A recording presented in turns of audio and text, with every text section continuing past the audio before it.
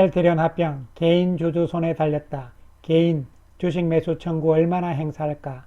매수 청구 주식수 마지노선은 셀트리온 플러스 2.27% 상승, 헬스케어 플러스 0.16% 상승, 제약은 플러스 6.1% 보였습니다. 특히 오늘 셀트리온의 강세가 두드러졌는데요.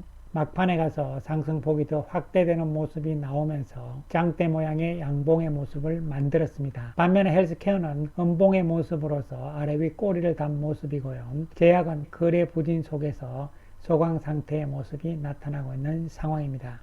셀트리온은 거래량 증가는 아직은 수반이 되지 않고 있는 상황이죠. 이에 따라서 외국인들은 3억의 매도, 기관들이 172억의 매수인데요. 오늘 옵션 만기일이기 때문에 기관들 매수가 좀 많았는데 특히 금융투자 쪽에 매수가 있었다고 볼 수가 있는 것이죠. 막판에 올라간 것은요, 옵션 만기의 효과라고도 볼 수가 있겠습니다. 어쨌든 나쁜 모습은 아니라고 평가를 할 수 있겠고요. 헬스케어 외국인들 33억 매수, 기관들은 33억의 매도를 보였고요.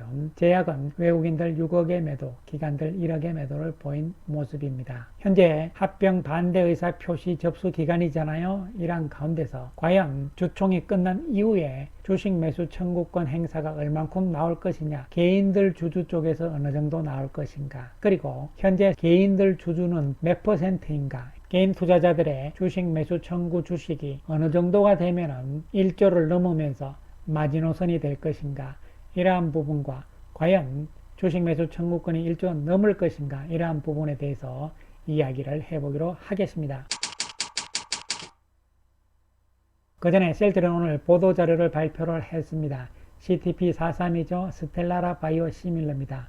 물론 이미 임상은 다 마무리가 된 상태고요. 미국을 필두로 해서 유럽 그리고 호주 등에 허가 신청을 지금 해놓은 상태죠. 이번 유럽 피부과 학회에서도 스텔라라 바이오 시밀러에 대해서 임상 3상의 결과를 발표를 했는데요. 유효성이라든가 안정성, 면역 원성, 유사성 등을 모두 확인을 해서 좋다는 이야기가 되는 것이죠. 여러분 아시다시피 스텔라라 바이오 시밀러 시장은요, 휴미라 시장에 이어서 두 번째로 큰 시장이다. 자가면역 질환 치료제 가운데서는요. 그래서 글로벌 시장 규모는 23조가 넘는 것이고요. 특히 미국이 77%를 차지를 하는 상황이죠. 이에 따라서 셀트리온 측에서는요, 이미 미국의 오리지널 회사인 존슨앤존슨하고 합의가 다 끝났잖아요. CTP43은 2025년 3월에 미국에서 출시가 일단은 예정이 돼 있는 상황이죠. 이러한 가운데서 미국 FDA의 허가를 기다리고 있는 상황이죠. 시장 규모가 크기 때문에요,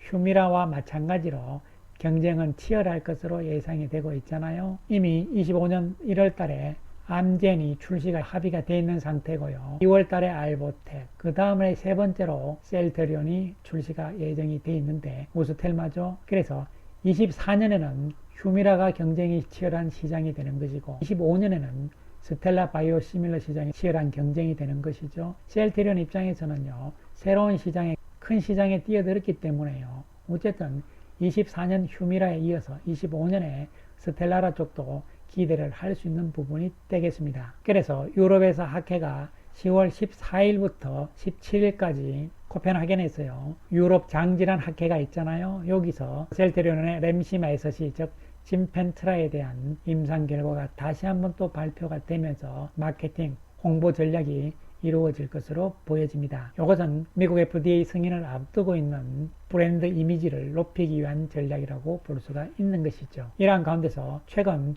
셀트리온 그룹의 합병에 대해서 ISS 그리고 글라스 루이스 등에서 찬성을 하고 있잖아요. 이 두 군데에서 찬성을 한다는 것은 세계 최대의 의결권 자문회사이기 때문에요.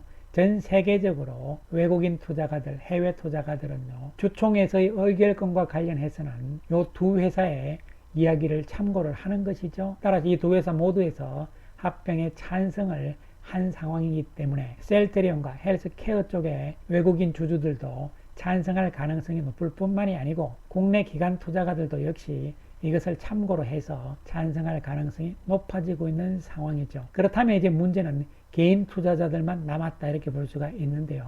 개인 투자자의 비중이 얼마냐, 주주 구성에 대해서 회사 측에서 정확하게 밝힌 바가 있습니다. 이번 합병 기준일은 9월 1일을 기준으로 해가지고요, 외국인 투자자들이 19.7%, 국내 기관 투자가들이 14.7%, 개인 주주는요 40.1%로 나왔습니다. 외국인들은 대부분이 펀드들이잖아요. 외국인 기관 투자가들이기 때문에요. 이들하고 국내 기관 투자가들이 어쨌든 찬성의 가능성이 높아져 있는 상황이고, 그렇다면 개인 주주 쪽인데요. 물론 합병을 위해서 주주총회에서는요 참석 주주 의결권의 3분의 2 이상하고 발행 주식 총수의 3분의 1 이상의 찬성만 있으면요 합병이 되는 것이잖아요. 그 다음에 이제 주식 매수 청구권 반대하는 사람들은 나는 반대를 하기 때문에 내 주식을 회사가 사달라 이런 이야기잖아요. 그 주식 매수 청구권 행사 금액이 1조 원을 초과하는 경우에 합병에 대해서 다시 생각하는 것이죠. 양 회사의 이사회 결의를 다시 합니다 해서 1조가 넘었기 때문에 넘은 금액까지 회사에서 다 사주면서 합병을 계속 진행할 것인지 아니면은 여기서 합병을 무산시킬 것인지를 다시 결정을 한다 이렇게 보시면 되는 것이고, 회사 입장에서는 1조를 넘지 않고 규모가 좀 작았으면 하는 바람은 당연히 있는 것이죠. 그러기 위해서는 합병 이후에 주가가 올라가는 것이 중요하게 되는 것이죠. 자, 한편 그러한 가운데서 그렇다면 주식 매수 청구를 행사할 수 있는 요건이 있는 것이잖아요. 기간이 정해져 있죠. 쉽게 말씀드리면요 8월 18일까지 셀트리온이나 셀트리온 헬스케어에 주식을 매수 체결한 주식입니다. 즉 8월 18일까지 주식을 가지고 있는 경우를 이야기를 하는 것이죠. 그리고 대여 주식을 역시 해지를 해서 상환한 주식도 포함이 되는데 날짜가 기준일이 8월 18일이 되는 것이죠. 8월 18일 이후 19일 날부터 산 것은요 주식 매수 청구권 행사할 수 없습니다. 8월 18일 이전에 가지고 있는 주식은요 주식 매수 청구권 행사일까지 계속 보유를 하고 있어야지 8월 18일 이후에 팔아버려도 주식 매수 청구권은 없다고 보시면 되는 것이죠. 그래서 합병 반대 의사 표시를 접수하는 기간이 지금 9월 25일부터 현재 진행되고 있고 10월 20일까지잖아요. 여러분들 거래하시는 증권사로부터 연락이 올 겁니다. 핸드폰으로 알람이 오고 메시지가 오잖아요. 합병 반대 의사를 표시를 하는 것이냐 안 하는 것이냐 물어본단 말이죠. 여러분께서 합병에 반대를 한다면 yes를 누르시면 되는 것이고요. 그렇지 않고 합병에 찬성을 하신다면요 아니요 내지는 그냥 무시하시면 됩니다. 그 다음에 나는 찬성을 하는데 잘못해가지고 yes를 눌러가지고 합병 반대를 해버렸다 이렇게 되시는 분들은요 첫 번째 전자투표를 통해 가지고 합병에 찬성을 하시면은 주식 매수 청구권 행사가 안 되기 때문에 문제가 없는 것이고요. 두 번째로 전자투표를 통해서 합병에 찬성을 못 하신 분들은요 나중에 주식 매수 청구권 행사 기간이 있잖아요. 이 기간 안에 주식 매수 청구를 행사를 안 하시면 돼요. 하지 않으시면 되는 것이죠. 그래서 여러분께서 질문을 많이 하시는 것이요 증권회사에서 지금 연락이 온다 이런 부분은요 합병을 반대하는 사람들만 yes 하시면 되는 것이고요.